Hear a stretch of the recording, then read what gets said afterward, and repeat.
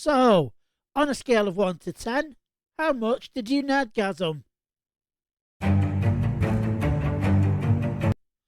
Hi, and welcome to my review of Ashoka.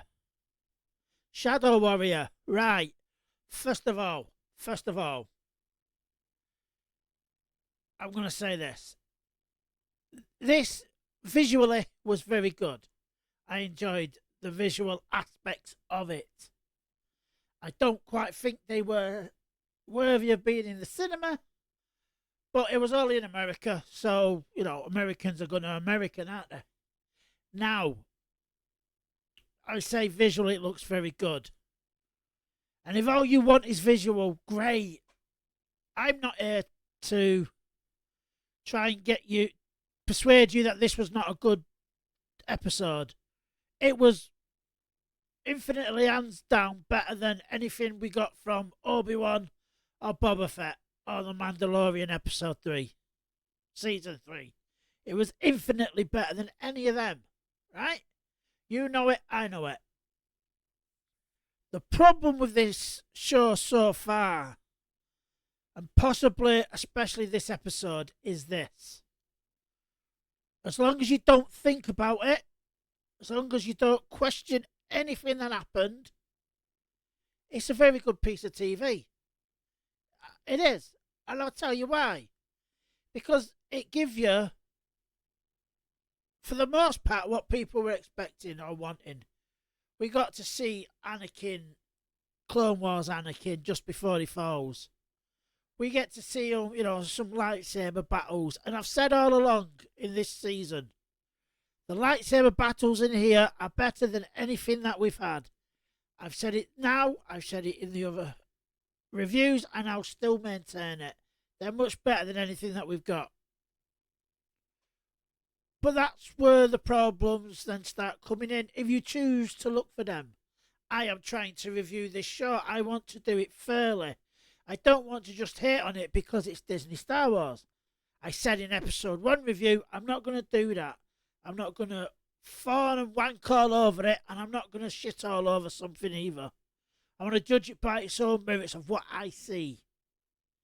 And visually, it's brilliant. However, the plot of this episode is Anakin meets Ahsoka in what we are led to believe is the world between worlds. Whether it is or not, no one knows. They leave it very, very vague. And it's very vague for a reason. And that is, if you start asking questions, it falls to bits.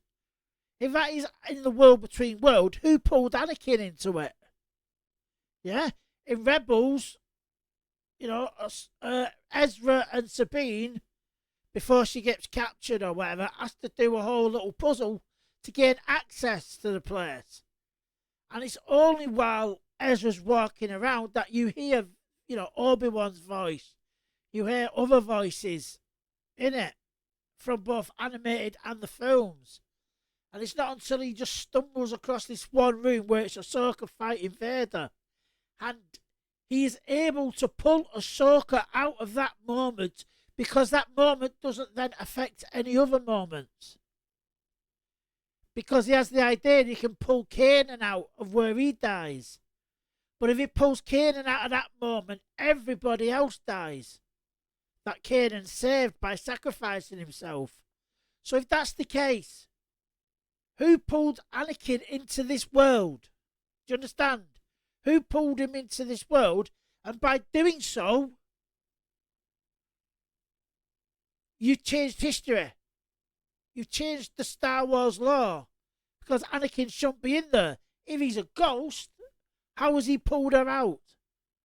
How has he been able to physically train her, fight her? Now, you can say the rules are different because they're in the world between worlds. But it doesn't make sense if you start asking questions. Yeah? And he's telling her that he's got a final lesson to teach her. And it's a bit vague.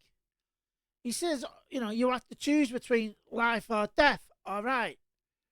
So one would assume at the end of all this, because we get, Clone Wars flashbacks and a flashback to the Battle of Mandalore, the Siege of Mandalore, which nobody will get unless you've watched the last season of Clone Wars or read some of the Ahsoka book.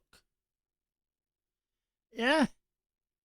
There's a line from it where she talked just before Order 66 kicks off, and she's talking to Rex that when I was a youngling, we were told we were peacekeepers, and yet all I've done as a Padawan is be a soldier. And they put the same line in this pretty much, almost word for word.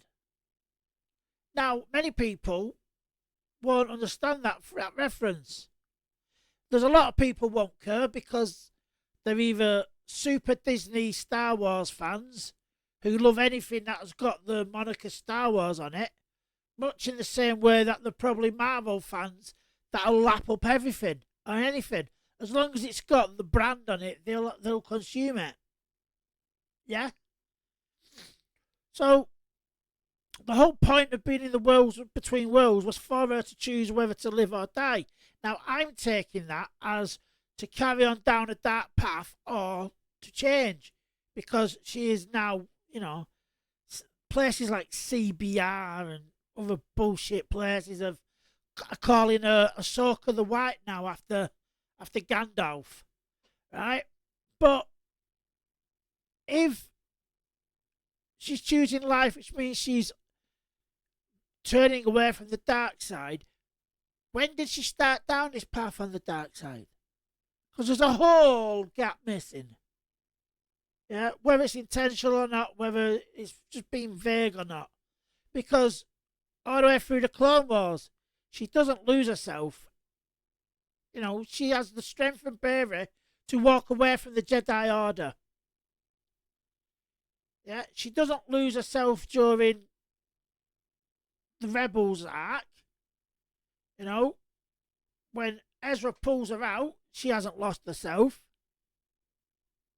So I don't know what this reference is. But they've done it. She's all, well, I'm assuming we're going to get Ahsoka as we've seen her in the cartoons now, rather than this, I don't know, stoic, depressive, defensive. She's absolutely defensive.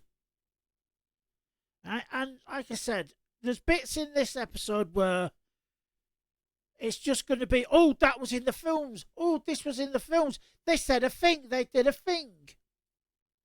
Yeah? You got her with what looks like the radio antenna that Han Solo has in Empire Strikes Back when he's talking to the speeders that he's found Luke. Yeah? They're going to glee and nerdgasm themselves all over at that. So, it was good, but just as long as you don't ask questions, you're fine. Now, we get to Hera. Hera, we are told the fleet are not happy with her because she, she went AWOL, didn't she? Let's say what it is. She went AWOL and she took 5 valuable fighters with her. Yes, they volunteered out of nowhere. What was that about?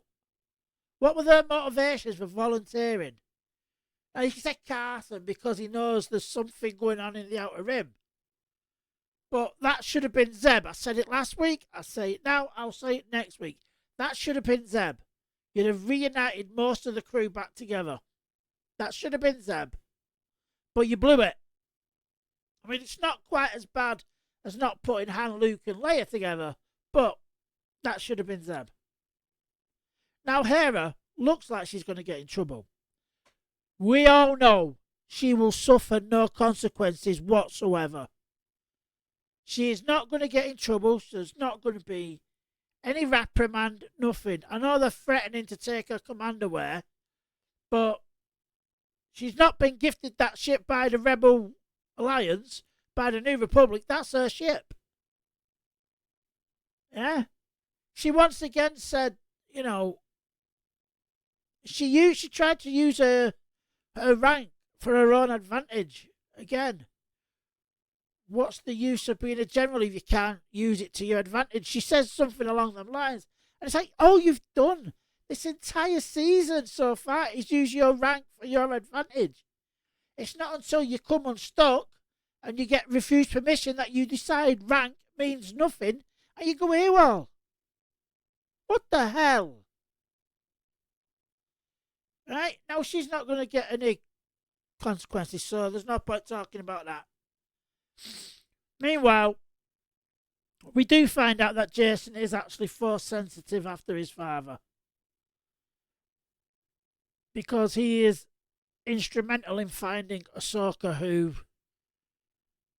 well, when they pick her up, she's floating. I don't know if drowning's the right word. I really don't. But that's what she is. She's under the water. Now, when she comes to, right, off of the tangent, Jedi Fallen Order, Cal Kestis is able to use Force Sense memory thing, right?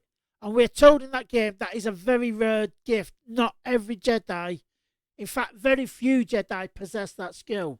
When did Ahsoka pick that skill up? Are you kidding me? When did she pick that skill up? Right? And then later she's talking to the space whales like Ezra does. Now, I know you can say she communicates with Grogu the same way in Mandalorian, but is it really the same? It's like you've given her infinitely more force powers now that one she'll probably never use again, because she's forgotten she can use force speed and force jump and all the other, force abilities. But you've given her this out of nowhere. Why? So the plot can happen.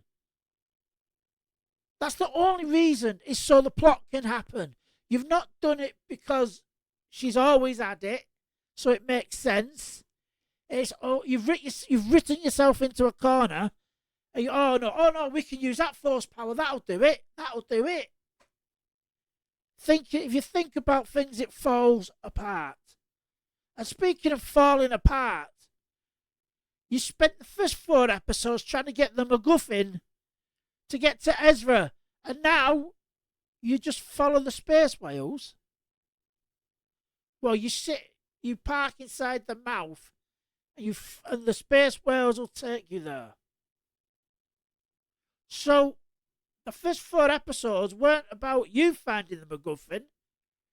They're about letting the bad guys get the MacGuffin. Is that right? Is that what you've done?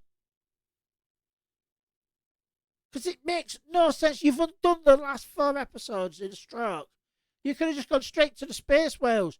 You knew they were there this whole time. Like I said, visually, it looks good. If you think about it, it falls apart. That's it for me. I will catch you again.